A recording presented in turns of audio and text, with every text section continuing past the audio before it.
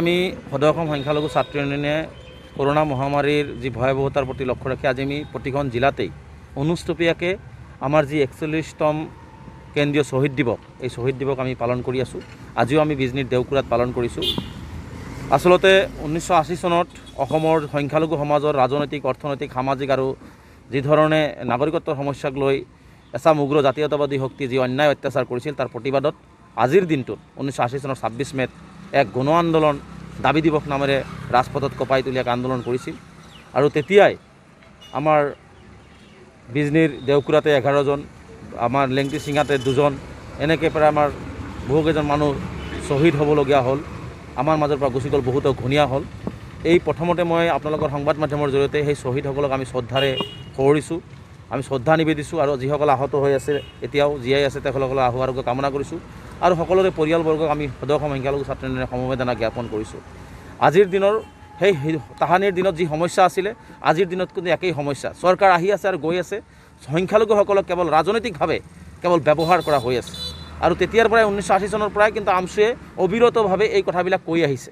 গতিকে আমিও আজি শ্বহীদ স্তম্ভস্থলীৰ পৰা এটা কথা প্ৰতিশ্ৰুতি দিছোঁ যে শ্বহীদসকল যি কাৰণত আজি আমাৰ পৰা গুচি গ'ল, যিসকল আজি শ্বহীদ হ'বলগীয়া হ'ল, যিসকল আজি ঘূণীয়া হ'বলগীয়া হ'ল, সেই সমস্যাৰ আজিৰ সমস্যাৰ মাজত যিহেতু সকলো ধৰণৰ মিল আছে, আমি প্ৰতিশ্ৰুতিবদ্ধ যে চৰকাৰ আচলতে যি কংগ্ৰেছেই হওক, বিজেপিয়েই হওক বা এজিপিয়েই হওক, প্ৰত্যেকটো চৰকাৰেই সংখ্যালঘুসকলক কেৱল ভোট বেংক হিচাপে ব্যৱহাৰ কৰি সমস্যাখিনি জীয়াই ৰাখিছে। গতিকে এই জীয়াই ৰখা সমস্যাখিনি কেনেকৈ সমাধান কৰিব পৰা যায় তাৰ কাৰণে সদৌ অসম সংখ্যালঘু ছাত্ৰ ইউনিয়নে অবিৰতভাৱে সংগ্ৰাম কৰি আছে আৰু আহিবলগীয়া দিনবিলাকতো সংগ্ৰাম কৰিব।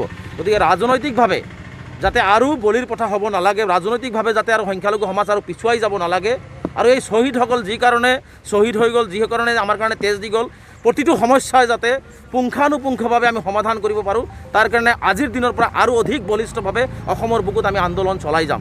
গতিকে আমি এই শ্বহীদসকলৰ পৰিয়ালবৰ্গ আজিলৈকে ক্ষতিপূৰণ নাপালেগে, শ্বহীদসকলে ন্যায় নাপালে, এই কথাবিলাকো আমি ভাৰত চৰকাৰ বা অসম চৰকাৰক আমি অৱগত কৰিম যে এই শ্বহীদসকলক ন্যায় দিব লাগে। কাৰণ এইলোকে এটা ভাষিক আৰু ধৰ্মীয় সংখ্যালঘুসকলৰ সমস্যাখিনি সমাধান কৰিবৰ কাৰণে ৰাজপথত ওলাই আহিছিল, আৰু তেতিয়াই উগ্ৰ জাতীয়তাবাদী শক্তি আৰু পুলিচৰ হাতত তেওঁলোকে নিহত হ'বলগীয়া হৈছিল। গতিকে শ্বহীদসকলে যাতে ন্যায্যতা পায় আৰু যি সমস্যাখিনি আছিল এই সমস্যাখিনি যাতে কেনেকৈ সমাধান কৰিব পৰা যায়, আৰু যাতে সংখ্যালঘুসকল ৰাজনৈতিকভাৱে বলি হ'ব লগা নহয়, আৰু যাতে চৰকাৰ আহিব যাব আৰু সমস্যাখিনি থাকি যাব, এই কথাবিলাক আমি এতিয়া তীক্ষ্ণভাৱে নজৰ ৰাখি আমি আৰু অধিক বলিষ্ঠভাৱে সমস্যাখিনি সমাধান কৰাৰ কাৰণে আমি গণতান্ত্ৰিক আন্দোলনৰ লগতে আমি সকলো ধৰণৰ গণতান্ত্ৰিক আন্দোলন আমি চলাই যাবৰ কাৰণে বদ্ধপৰিকৰ আৰু আমি প্ৰতিশ্ৰুতিবদ্ধ আজিৰ পৰা।